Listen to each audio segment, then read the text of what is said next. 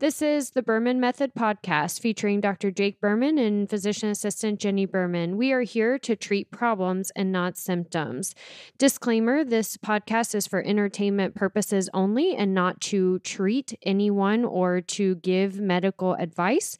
If you are interested in any information that we are giving and would like to use this for yourself, we recommend that you contact your primary care physician or reach out to us and ask us questions about yourself specifically.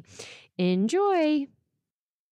And we are rolling, baby, with the Berman Method podcast of 3. Dr. Jake Berman here with my beautiful co-host, Jenny Berman, physician assistant. and our little tiny nugget, Walker Ryan Bermanator, sitting over there all snug as a bug in a rug. Or a blanket. Or a blanket. Yeah. He actually has a blanket on that has his name on it, and we don't know who it's from. So if you're listening to this podcast and you sent us a blanket with a blue blanket, super soft, that says Walker all over it. It's very soft. It says Walker Ryan actually all over it. But yes, it came and we haven't found the gifter yet. Claim it so that we can be gracious. Correct. And express gratitude. Correct. We love it. It's very soft. Yeah, so here we are, the Berman Method podcast, treating problems and not symptoms. We're David going against Goliath, where Goliath is the corporate medical system, big pharma, the health insurance companies, where they do not have your best interests in mind. They are focused on client retention and not curation. Perfect example is not a single pharmaceutical in the world that doesn't have at least one side effect that requires another pharmaceutical to treat that side effect, and so on and so forth. And every single pharmaceutical is geared towards treating symptoms, not a problem. Right. And once you figure that out, the game has changed. You're taking a blood pressure medication to treat high blood pressure, but why is your blood pressure high to begin with? High blood pressure is not a normal part of aging. Right. And we've talked about it several times that my favorite one is the statin medication, the medication they put you on to treat your high cholesterol, or they'll put you on it just because they think your risk of cardiovascular disease has been increased for one reason or another. So they put you on a statin medication to lower quote unquote, lower your risk of cardiovascular disease or lower your cholesterol values. And that statin medication is causing side effects such as your blood sugar levels increasing. So now you're in a pre-diabetic range of your blood sugar because of the statin medication that you're taking, when really we could have just focused on the problem of fixing your diet or fixing your inflammation, since 90% of the time cholesterol values being elevated is actually related to inflammation. Yeah, but then we would be treating the problem and we'd actually be curing something, and we wouldn't be able to sell a pharmaceutical. Right. So yes, we've talked about it so many times, but that the doctor's offices get paid for prescribing certain medications. Certain pharmaceutical companies pay the physicians, pay the hospital money to prescribe and dispense their pharmaceuticals. It is crazy, absolutely crazy. If you haven't watched that docudrama on Netflix, Pain Pill, watch it. Because yes, it's a drama. Look at Walker. He's smiling. Yeah. Sleep smiling. You got to watch that docuseries. Yes, it's a drama and it's dramatized because it's a show. However, the events are real. That is how it happens. The doctors are getting kickbacks for prescribing XYZ pill. It's just the way it is. It's the way that it happens. Here's another really crazy fact. 70% of young American men would not be able to get accepted into the military due to health reasons. 70% of young American men, you can't even get into the military because you've got something going on health-wise where you're just not healthy enough to go serve your country. That is crazy. That is crazy. 70%. It's absolutely crazy. That is. I didn't know that stat. Yeah. So yeah, these are things that we've talked about several times on podcasts, and we just want to kind of review it, and we're going to jump into something else. But we even, as we mentioned, experienced it ourselves just this past month. So if you didn't listen to the past 2 podcasts, highly recommend that you go back and listen to those, because this is something we preach all the time, but then we actually experienced it once again for ourselves with me personally. So definitely go back and listen to the prior 2 podcasts. You have to be a self-advocate for your health care. Your health insurance is not going to pay for what's going to keep your quality of life higher. It may pay to keep you alive. However, it will not pay for your quality of life to be higher. You've got to think of your health insurance like car insurance. You do not expect your car insurance to pay for your oil changes, your tire rotation, your brake pads. You don't expect that. You expect that you're going to have to pay out of pocket to keep your car running as long as possible, as good as possible. Your car insurance is just there for that catastrophic injury or that catastrophic event where you total it and you need a new one. That's what your health insurance is for. Your health insurance is for that, oh man, didn't see that one coming. It's not to help you stabilize your blood sugar. It's not to help you resolve your back pain or knee pain without surgery or pain pills. Your health insurance is not going to pay for that. And if they do pay for it, they're going to pay for the cookie cutters R Us version. You got to take control of your own health and pay for it. How much money did you spend this past weekend on dinner, drinks, social events, entertainment, Amazon? Right. And how much have you spent on your own health care in the past month trying to improve it, being proactive? That's not paying for your health insurance premium. I'm talking about how much have you spent out of your own pocket to go be proactive versus reactive? Right. It's to improve your quality of life, right? That's what we're paying for, is to actually see an improvement of your quality of life, to progress instead of regress, to be able to come off of medications instead of on medications. That's what you're paying for your own health care. Yes, exactly. So anyways, here we are at the end of another year. This is coming out the Monday before Christmas, I believe. So 2 days from now, Santa will be here and Christmas is here. Walker's waking up. He just heard the sound of Santa and Walker's like, ooh, I want to get awake now. I keep hearing my sisters talk about Santa and Elfie, and I need to know what this business is all about. So yes, Christmas coming, chaos season is fully in force. It's crazy. It happens every single year, and I actually make a business plan around anticipating everybody trying to use the excuse, let's just pick up after the holidays. Right. I'm too busy. We've got family coming in town. I'm traveling. Let's just pick up after the holidays. And I'm going, what does that even mean? Like, pick up? Like, you mean we're going to set it down right now and we're not going to pick it up? We're just putting our health on hold. Hang on 1 second. I got to go through all these holiday parties and all the events and the alcohol and buying the presents and family coming in town. I don't have time to spend an hour on my own health today. That's my favorite one, family coming in town. So I work with people almost on a daily basis this time of year that try to finagle their way out of an appointment because they have family coming in town. And it's usually a grandparent who is trying to cancel an appointment that's going to help them avoid surgery, help them avoid getting out of the race, help them keep playing with their grandkids. But yet, when their grandkids come into town, they say, you know what? I'm going to skip that appointment because I've got company coming in town. And my answer has been the same for the past few years. It's this one right here. So you're trying to tell me that your family does not care about you so much that they would rather you skip 2 hours out of your day that could help you maintain a high quality of life and maintain the ability to interact with them socially because they want to be selfish and gobble you up for the whole entire day. Like, you literally cannot get away for 2 hours, 30 minutes to drive to me, an hour to get tortured, a 30 minutes drive home. You can't sacrifice 2 hours out of your week.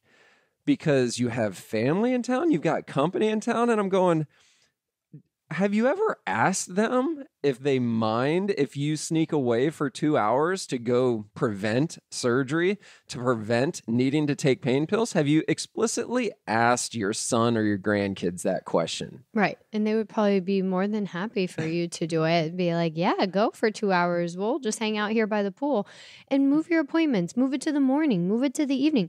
Do something virtual. That's in our practice when people try to cancel this time of year because they're too busy. Oh, we'll switch it to virtual for you. Don't worry. We can still spend 20 minutes on your health to check in. And really, here's the big part. The most difficult times to come in to the wellness practice, to the PT practice, because you're off track, because you're not doing your homework, you're not tracking, you're not staying consistent with your macros, you're not drinking enough water, you're not doing your exercises. Those are the most important times to be coming in to help prevent further regression. If you're off track and not coming in for the accountability check or for the manual therapy check or for making one specific goal that we could focus on for the next week, that's when you start slipping even further. And then that week of slipping turns into 2 weeks of slipping, turns into 3 weeks of slipping, because the more off track you are, the more difficult it is to get back in the office. So that's where the slips keep coming in. You're hitting the nail on the head, and that's a perfect segue into one of the big things that I think we need to bring up is the accountability factor, the writing it down factor. Are you physically stronger and more mobile right here, right now, today, 2 days before Christmas 2024, than you were 2 days before Christmas 2023? How do you know? Did you write it down? Have you been keeping track? How many air squats can you do? Can you get down on the ground and back up again without using your hands? If so, how long does it take you to do it? Have you actually timed it? How many pull-ups can you do? This is one thing that our good buddy Rob challenged me to. I think it was before Thanksgiving. Yeah, it was beginning of October. We were at Tavern watching one of the Gator games, and 2 drinks into it, he's like, you know what we should do? We should do pull-ups. And I'm going, okay, great. How many do you want to do? And he goes, we should do 25. And I'm going, 25 pull-ups? Yeah, initially you were like, oh, that's fine. We can do that because you and I do chin-ups every single month. That's something that we test ourselves on the first Sunday of every month on 4 different exercises, the same 4 exercises, and chin-ups is one of them. And so we've been tracking since January 1st of 2024, the beginning of every month, how many chin-ups can we do? And you were at 23. Yeah. So you're like, this is easy. I could get to 25. I'm like, sure. By Thanksgiving, for 8 weeks from now, I got this. Rob was like, no. Pull-ups. Yeah. So if you don't know, pull-ups is a forward hand grip. Chin-ups is a backwards hand grip. So they are different. They utilize different muscles. Yeah, it's like doing a lat pull down, but you're lifting your whole entire body weight up. So wide grip pull-ups. And I'm going, wow. 25 of those within 8 weeks. I think it was 7 weeks at the time. Like, that's crazy. I would be surprised if I could do 15 now. So that's crazy. He's like, yeah, we can do it. I'm like, okay, let's do it. Let's agree to it. It'll be a competition. Whoever gets there first wins. And the next morning was Sunday, and I go to the gym, and I'm like, oh, man, I can't believe I agreed to this. And I tried it, and I think I got 13. And I'm going, oh boy, we've got some work to do. But the point of this is that we were texting each other regularly every single week. One of us would progress 1 or 2 repetitions and text each other. And that would be motivating me. If he sent me a text, I'd be like, oh crap, he's beating me by 2 now. So I'd have to put in more work during the week and try to text him back. And it was the week of Thanksgiving.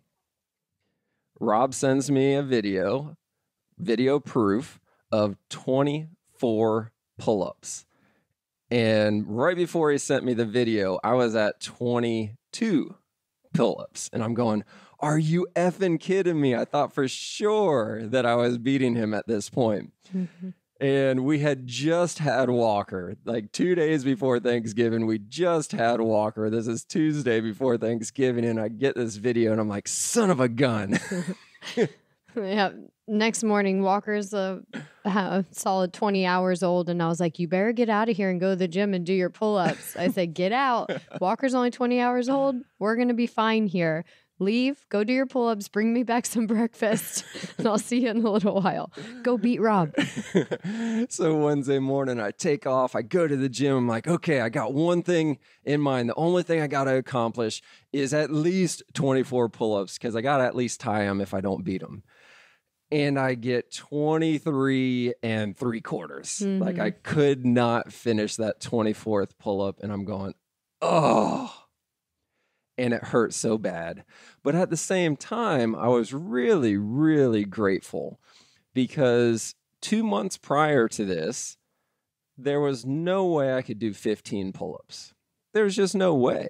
It wasn't possible. It wasn't physically possible. However, we set a goal, a target, a competition, and we pushed each other over the next 2 months. And 2 months later, I had almost 100% increase from what I was able to do 2 months prior to that. And the only way that that was possible was through accountability. If there wasn't a deadline, if I didn't have somebody that I had to answer to, there's no way I would have done it. Right. No way I would have did it.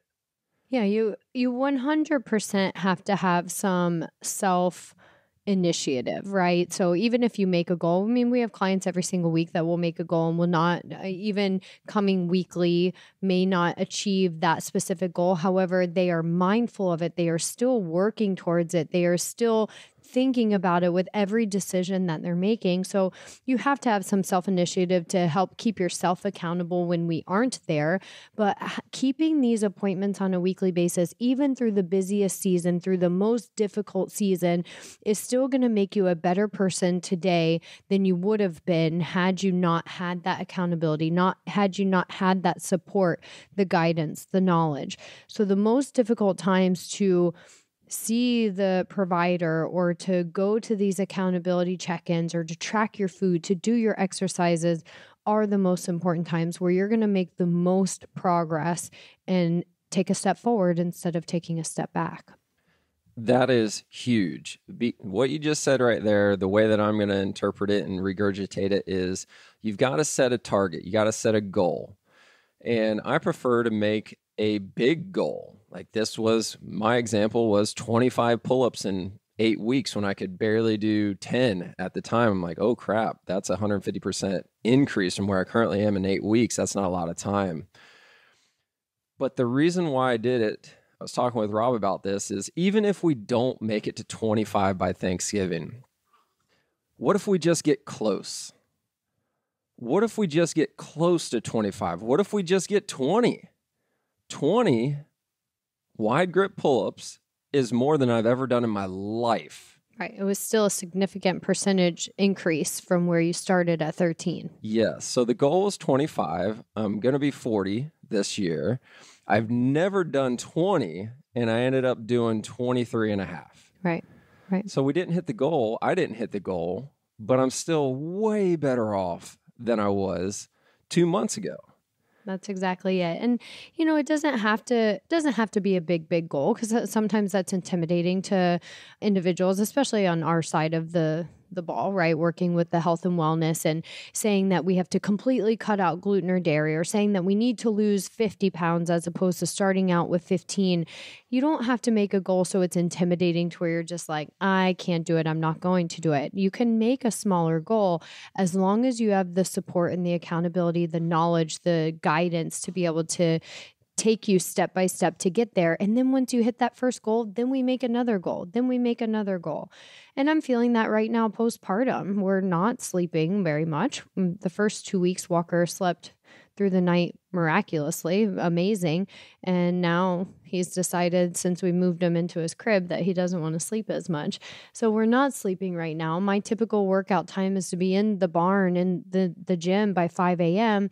That's not happening right now. But if I'm setting a goal to say I'm at least going to move for 20 minutes, even if I have to strap this baby to me and move for 20 minutes, that is getting my mind right to work back into being able to get into a real workout routine 6 weeks in, once I get cleared by the doctor and once Walker's sleeping a little bit better.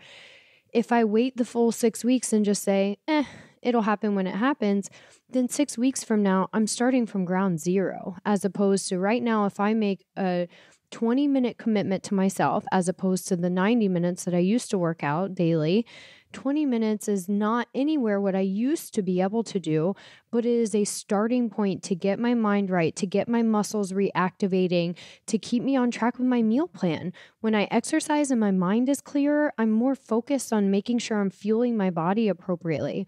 So that 20 minutes can make a big difference. It doesn't have to be a huge goal.